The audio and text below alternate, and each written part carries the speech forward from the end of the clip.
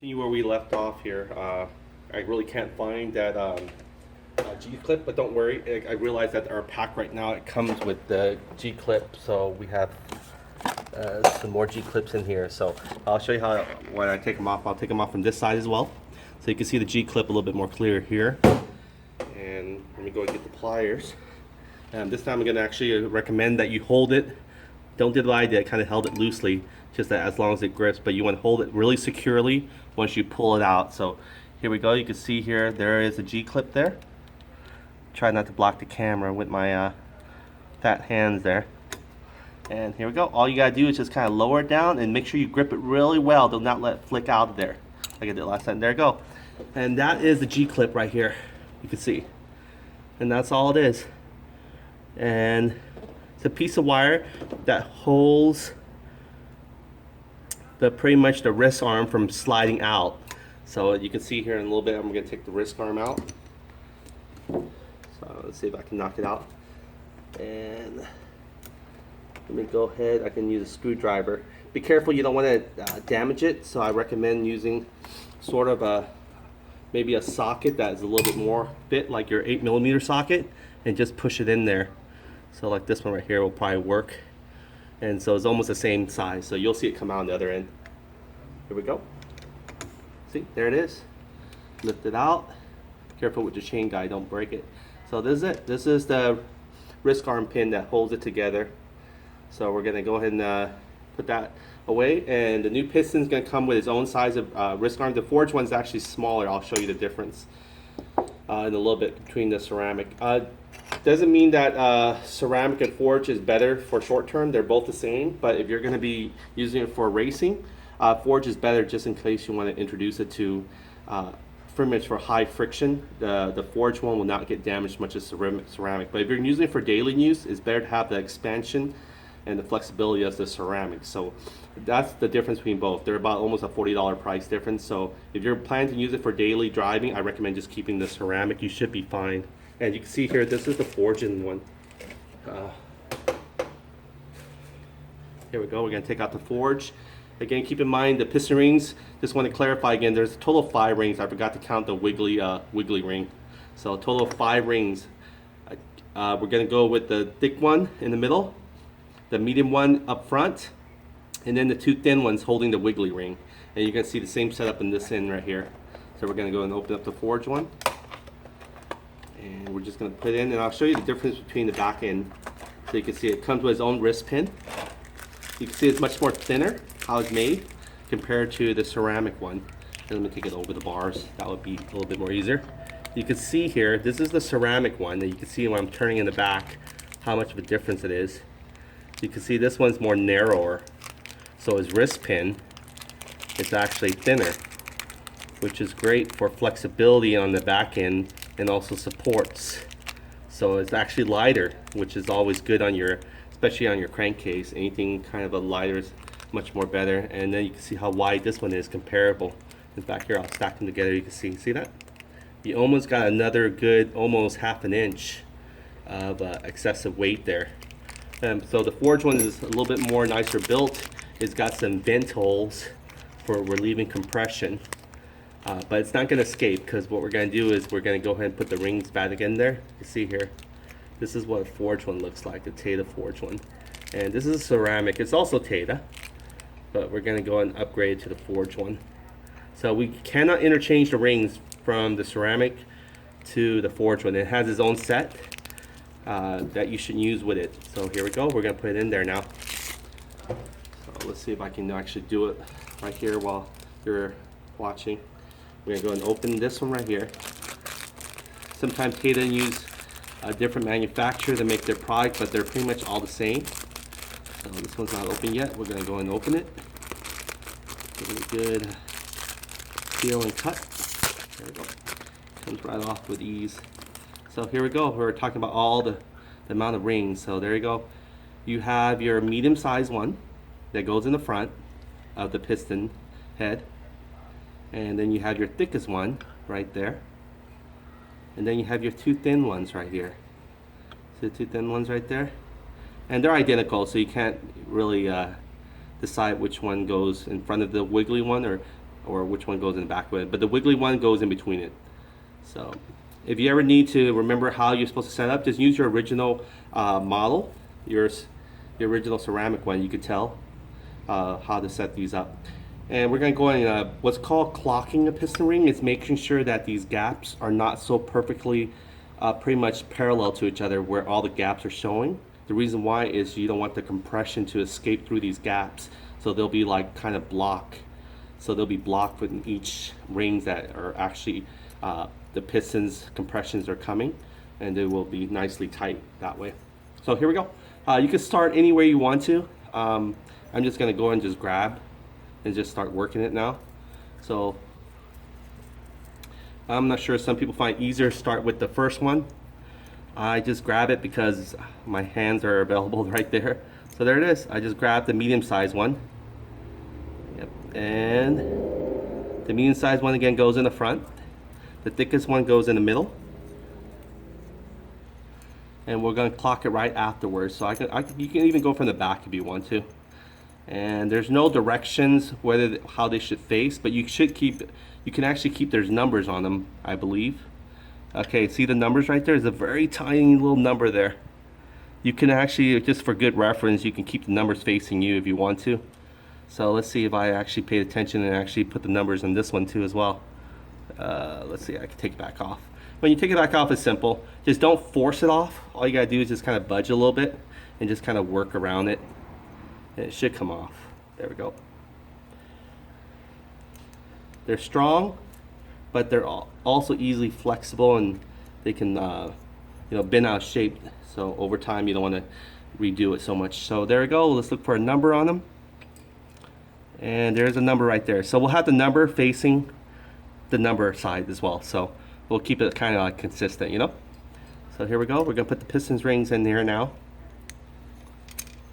Again, this is all in real time. I'm not going to cut the video short at all, so you can see all the kind of tampering I'm doing, kind of struggling a little bit here and there.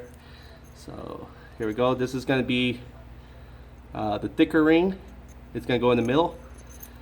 So I'm going to go in, and you can also jump it too. So if you accidentally put the thicker ring in the front like I just did, you can just jump it to the middle one again. Because they almost look the same, you'll start feeling them. So let's go and move that thicker ring there to the middle. Okay, and don't worry, they'll be compressed once you get them to the back.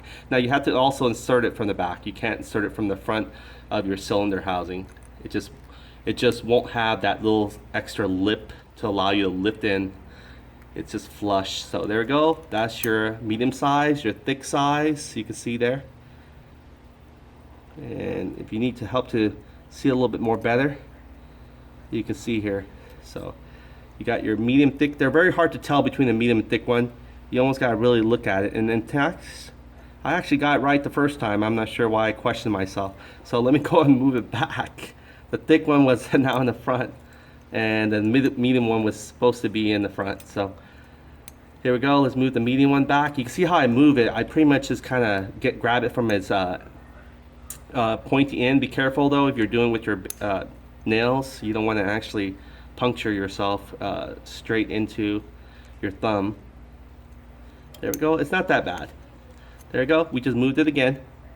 It's like, make up your mind already.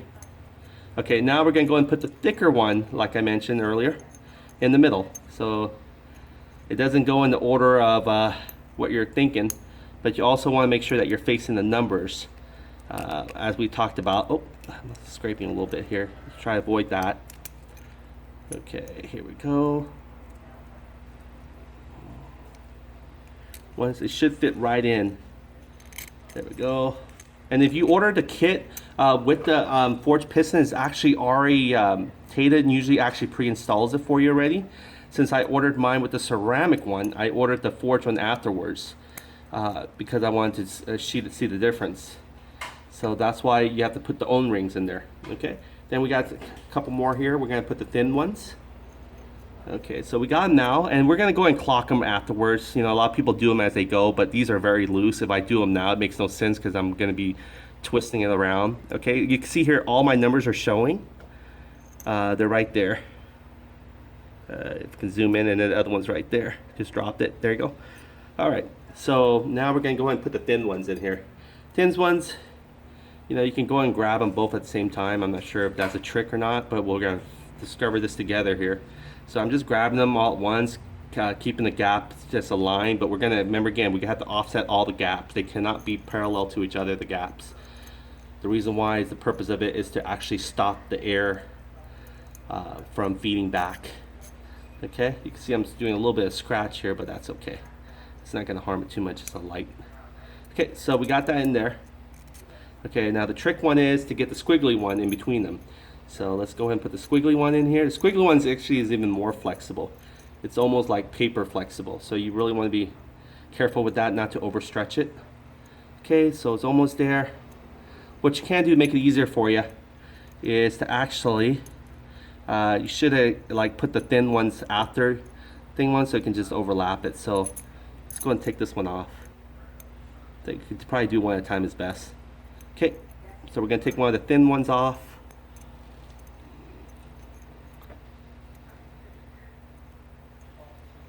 There we go. Almost there.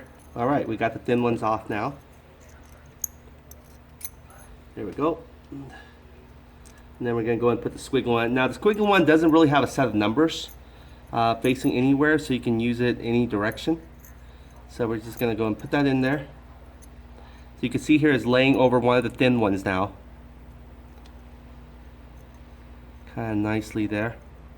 And it should fit right in. And it should make room for the other thin one to come from the, like sandwich it. Okay, so candy. Okay. Almost there.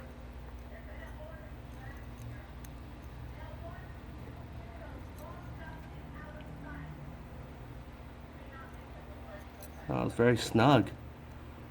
Very, very snug. I almost think it's okay,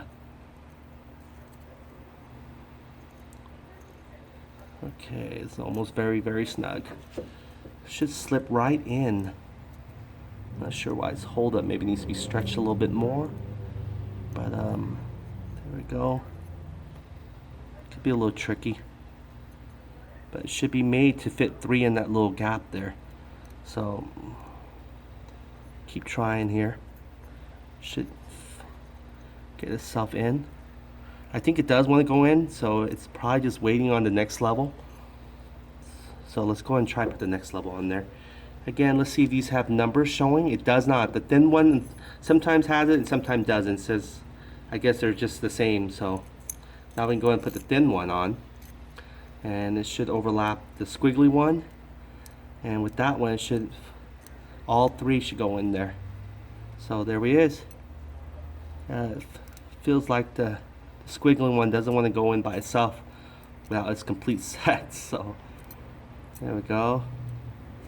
So now we can twirl it a little bit, and we're gonna what's called piston clocking it, meaning we're gonna make sure that all the gaps are not, again, parallel directly opening to each other. You could do it any way you want to. Let's say, for instance, let's start with the first one. You can see there's a gap here, so we'll set that one over there. It doesn't have to be like, you know, perfectly opposite, but it's good to like counter opposite as much as possible. Okay, and then we got the thin one over here. We got the first gap over here for it, and this one's already in it. We'll take it to the side. Okay.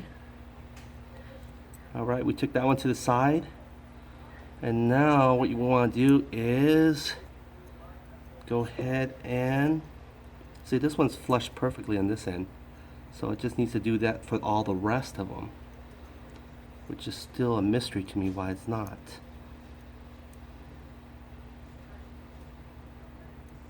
Okay, here we go. Okay, so it's coming in and out on the, there we go. Now it's getting a little bit looser for us. It's got to kind of work it a little bit. So the squiggly one just doesn't want to play in the groove. Okay. There we go. You can find where it actually did flush, and then you can try to work that flush angle. which that's what I'm trying to do here with these. Okay, I also want to make sure these are the kits for it. Okay. Okay, you can see here it's flushed thoroughly now.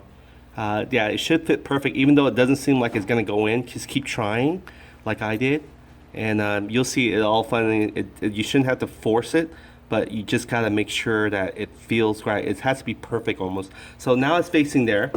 Again, you want to keep the EX part. This one stands for, well, your intake should actually face top. So if we're going referencing it off from this one, we can assume that it's probably going for the intake. So here's your intake, and that should be facing top. So in this case here, if this is your intake, which is your intakes on the top, it's going to be a little bit upside down, Taida. So I just want to give you a heads up on that one. So you says intake is right there. That stands for intake. So it's in this side. So it's kind of weird, but that's the way it is. And the EX stands for exhaust. So that's going to face to the bottom. So even though they look universally the same, actually, you know what? You could probably get away with actually using them either way. It wouldn't matter on this one. But this is just mainly coming in. So let's go ahead and you can see the difference between this one too. See there it says intake. The EN part faces the top, while this one's the EN part, it's not disclosed, but EX stands for exhaust, so you actually flip this one upside down. So there we go. I think it'd be cooler if it's facing the same direction as the engine, but that's the way Taida has it. So what we're going to do now is go and slip this in. And again, what you want to do actually first is put this into your new cylinder head. So let's go and get our new cylinder head here. Here we go. This is pretty much everything from the Taida. They're going to give you a new gaskets. You're going to have your new paper gaskets, your new G-clips, some stickers, some exhausts, intake gaskets. So here's the gasket, how it looks like here. The paper one usually goes in front. They're going to give you 2 of them. It depends on how you want the compression is. The thinner one is for pretty much higher compression, and the thick one is for a lower compression, which says right here on the box. So you can see here, thin is for higher compression, which means it's going to be closer to your cylinder head, and then the thicker one, it's going to be a lower compression because it means it's going to gap it a little bit more further before the pistons to reach the cylinder head. So what we're going to do now is going to go ahead and we're going to pretty much take out our new Taida 61mm cylinder head as a bolt-on, meaning you don't have to bore anything on your case. Your case will actually fit 61mm. It has a sleeve already, so you don't have to. There we go. Let me go ahead and take this out of the box. Let's see. All right. There we go. See my legs there. There we go. Sit. So what you want to do now, like I said again, you can't go from the front.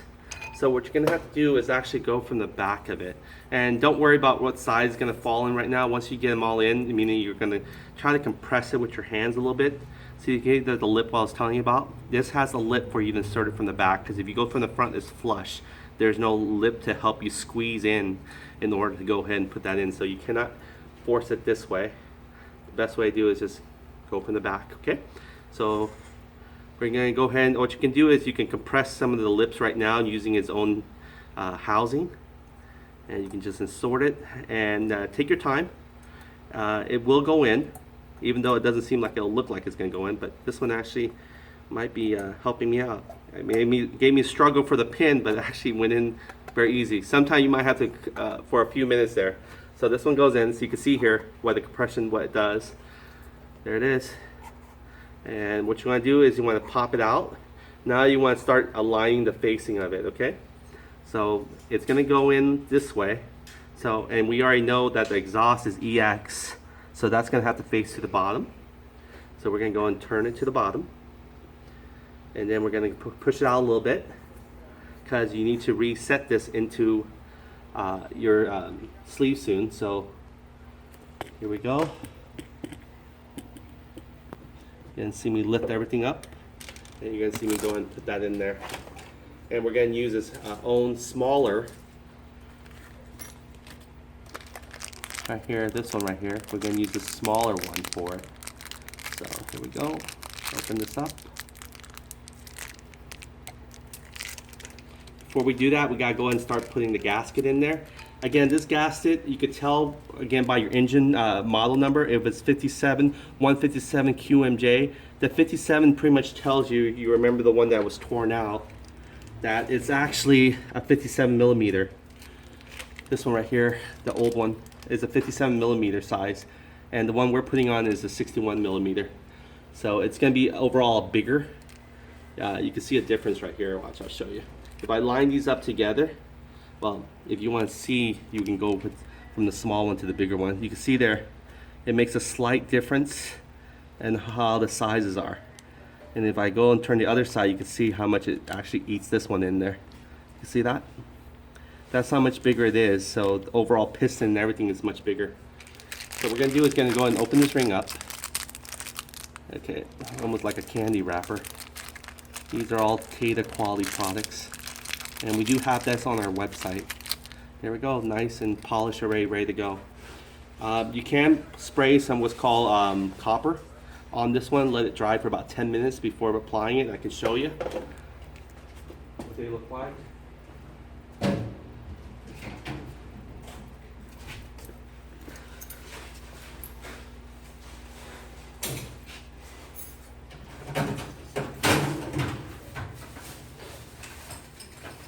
You can either use this one right here, the copper spray, and you can just spray the gasket in there, give it light like a spring paint, or you can use something like this one right here to help even further. But you always want to make sure you apply some copper spray to it. It conducts better, especially on aluminum. So you would do is you will take this out and you would just give it a spray, almost like sort of like a nice little, not a heavy coat, just a nice like a paint job coat. So we're gonna go and put this in there, and you can see this side right here where this, it's paper. You can see where this right here, it's a special kind of paper-like material. This one right here, it's gonna be facing a certain direction, so you wanna make sure that you still follow that direction.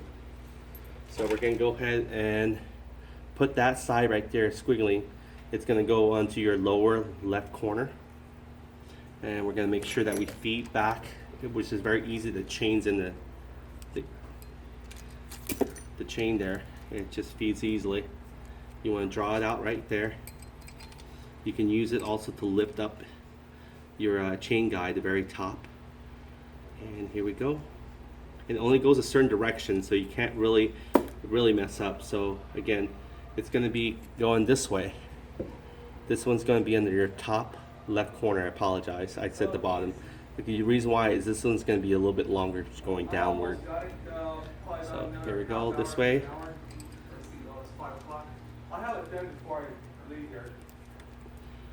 Okay, lifting everything up. And it's still 54 millimeter stud spacing, so the spacing is the same. The only thing that's changed is the inside bore right here, that it will fit your model. There we go. Put it next out, flushes perfectly. Now what we're going to do is go ahead and apply our pins. And again, there's one already left here from previous, so that was actually could have been taken out, but it's okay, it's in there, nice and snug. Let's go ahead and make sure it's in there first. That'd probably be best, because then this thing can wrap around it. So everything is just very secure. Okay, so now it's kind of there. We got another one we got to put in to the other side. Okay, this one's actually already in there. I guess we didn't take the dowel pins out yet. Oh, that's okay. It's in there. There we go. Now it's flush both dowel pins. You can see there. Okay, so now we can go ahead and put our head in. But before we put our head in, remember again the C-clip. We gotta go and prepare. We can actually put one side in now, but I'm gonna put in the side so you can see how it's actually being blocked from one side to another. Okay, so here we go. Okay, so here it goes. This is the side. I'm going to go ahead and decide to put it in so you guys can actually still see it. So I'm going to put it on this side right now. I'm going to put one of the C-clip sides right now in here. And all you got to do is, again, use your plier and grab it from here. And we're going to go ahead and put that in right now. So let's just make sure it's going to face this way. So what I'm going to do is go ahead and put that in here right now. All you got to do is just, if you can see it, what I'm doing is actually just taking it and just wrapping itself on, almost like a kind of spiraling inward. You're kind of forcing it to spiral in. So you can do it any direction you want. There we go. It's not going to be perfect, but you can make it perfect. All you got to do is just push it a little bit with your plier. It should come out to the very end. Again, I recommend not to use anything sharp. You want to be really careful because it's going to be the one that's going to spin your pretty much wrist arm. So you want to make sure, don't do what I just did. Make sure you secure it first before you start pushing it. Again, we're going to go ahead and apply it again. It's a little tricky, but over time you'll get the hang of it. It's just a little bit difficult to do it in front of the camera because I don't want to lose the camera angle for you. You can see here. Let me go and try it again. I'll grab it from the ground with my plier. Okay, angle it in a certain way. And again, some of the pins are coming out, but that's okay. We'll push it back in. Let's just get one side in first. Okay, there we go. I'm squeezing it, but I'm pushing it all the way out. Actually, sometimes it might be easier just to actually put the wrist pin in first, because that'll create your barrier. So what we'll do is I'm going to go and push the wrist pin in there now. That way you can see it. There you go. And actually, okay, now it's not going to go any more further in depth than I need it to be. So that might be a great way to actually secure it better. Now we can go ahead and focus on just putting it in there. Okay, let's go and give it some more elbow angle here. There we go, almost. Yeah, again, you're trying to almost like spiral it, almost like a cinnamon roll. You're trying to curl itself on its own body. And I guess I didn't support the other side of it, so it's coming out. And so let me go and try it again. Again, it's usually pretty easier once you're not doing it on camera. But when you're on camera, it's a different story. So I'm kind of balancing on my knee. I'm going to hold on to it right here. That way it doesn't slide out and I can't push this further in. So here we go again. All right, see, there we go. I got it. Now there's a groove that it actually rests in. So you want to make sure you hit that groove. If you don't, it's just going to be, there we go. You hear it snap. Now I can go and push my wrist pin. And you want to flush the wrist pin as much as you can. Now you can turn this wrist pin anywhere you want to. It doesn't really matter, just as long as you make sure it doesn't loop in the outside. This one should be actually secure, perfect circle from it. So, okay, we got the wrist pin in there. Again, keep in mind, intake stands for very top of our air intake, not exhaust.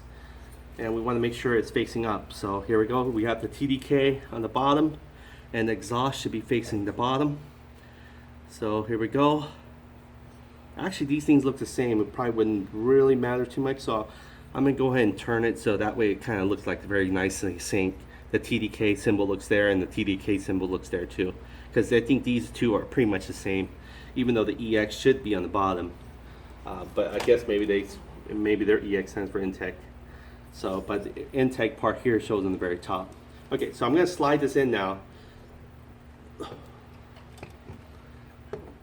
It's a little bit tricky. Okay, we got two of our dowel pins already set, and they're both on the right hand side. And now this is where it meets your crankshaft. And we're going to go and feed. See how nice it is to be able just to maneuver with the tie straps here. You can easily just kind of pull once you squeeze a little bit. It's easier just to get the chain in and out because your fingers are not going to be that thin. There we go. And then it also can use to lift up the upper chain guide. Okay, there we go.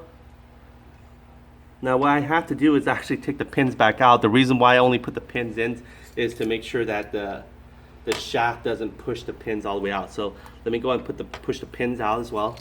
And also you want to make sure it's just flush out enough only, because you don't want to make it harder on yourself to try to put it back in. You want to flush out enough only to actually not take the whole piston out, but just this part out. There we go. So we're going to go ahead and take the pin back out. Again, you can use one of these ones. Just be really careful not to really shrab it. There we go. It's almost there. Okay, we're going to go ahead and use another one. Force it out a little bit. This one won't go in, unfortunately, because I have the G-clip there to show you. So I'm kind of demonstrating a little bit differently. There we go. Now we got to take this back out so you can actually see it. So when I put it in there, you can see where it lays. There we go, it's out. The G-clip is still in there.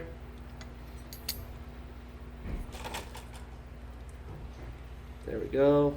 Now we can go ahead and start putting it in. I'm gonna get a better angle for you. That way you can see perfectly how it's actually being put in with the stroker arm. So you see there's stroker arms there?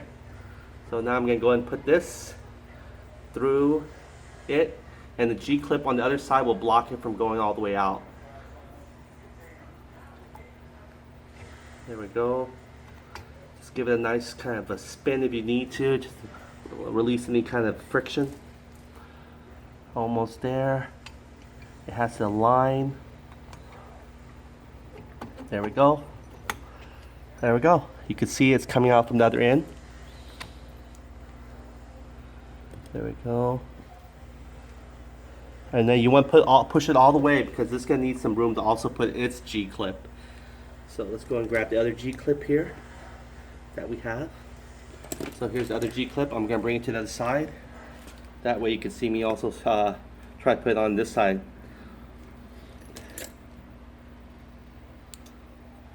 There we go.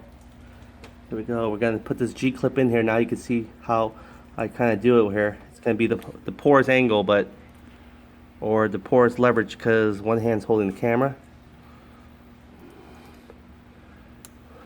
It's going to be a little bit harder, but you can do it. I think it's going to be harder regardless if you're holding a camera or not, because the fact you're working with a very tiny room. There you go. See how it is? It just wants to play on its own. Okay, so what we're going to do is we're going to grab it, and we're going to try to spin it again.